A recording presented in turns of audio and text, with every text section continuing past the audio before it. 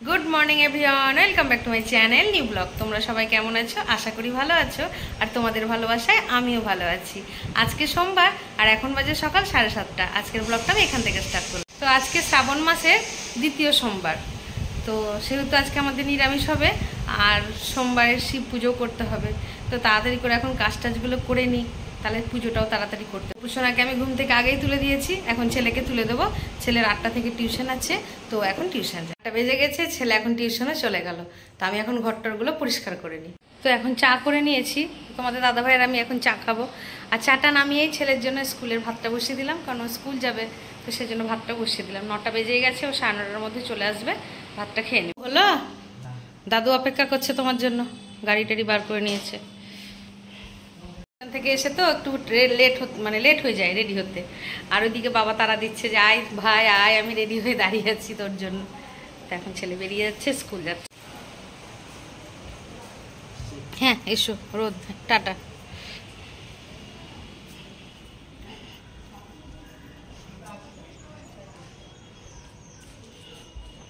ছেলে তো স্কুল চলে গেল। তো আমার এখন কয়েকটা বাসন টাসন আছে, চায়ের বাসন আছে, ও ভাত খেয়ে গেল, সেগুলো আছে। তো এই বাসন টাসনগুলো মেজে নিব, দিয়ে স্নান করব। আর এই দেখো, কালকে রাত্রে মটর ভিজিয়ে রেখেছিলাম, আজকে ঘুগনি বানাবো। সমস্ত কাজ টাজ করে নিয়েছি, আর স্নানও আমার হয়ে গেছে। এখন যাবো দিয়ে গোপুসোনাকে আগে পুজোটা দিব, আর ভোলেনাথের মাথাতে জলটা ঢেলে দিব। পুজো টুজো করে এখন চলে এসেছি রান্নাঘরে।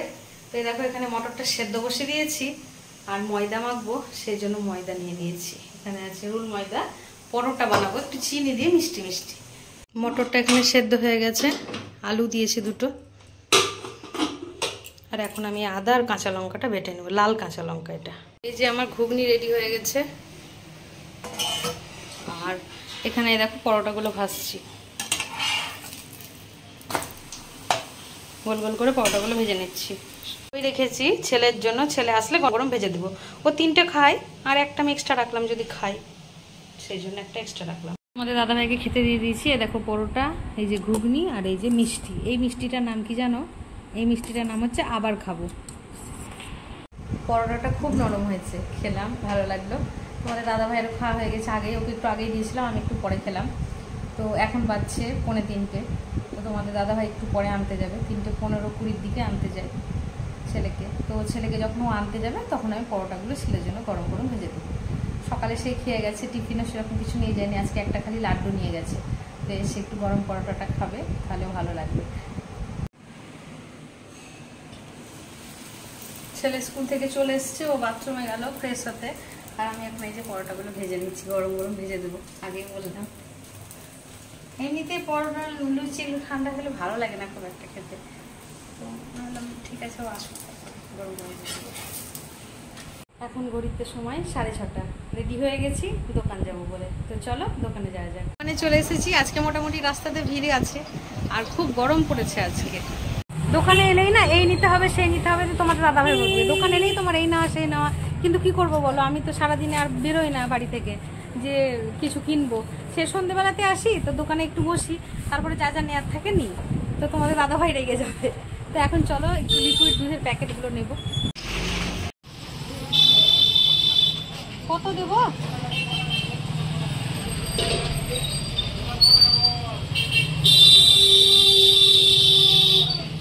বলো কত?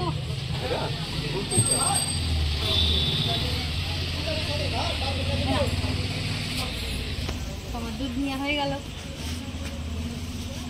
দুধ নেওয়া হয়ে গেছে। এখন যাব ভাটাতে সেই পাউরুটি আনতে।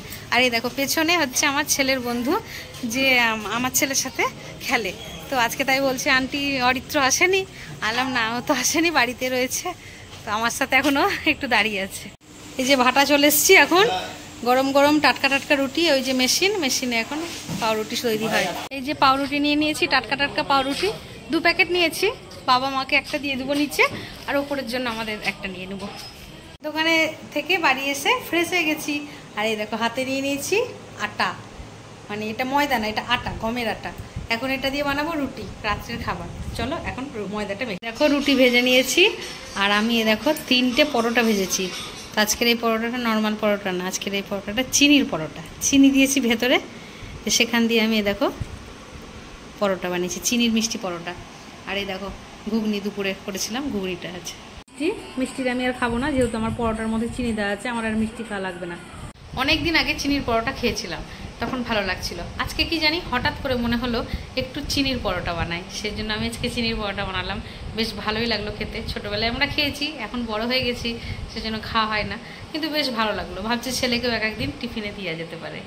তো যাই হোক, আজকের ব্লগটা এতটা অবধি রাখছি। আজকের ব্লগটা যদি তোমাদের ভালো লেগে থাকে তবে like, comment, share and subscribe করতে ভুলো না। সবাই ভালো থেকো, সুস্থ থেকো। দেখা হচ্ছে নেক্সট ব্লগে। Good night.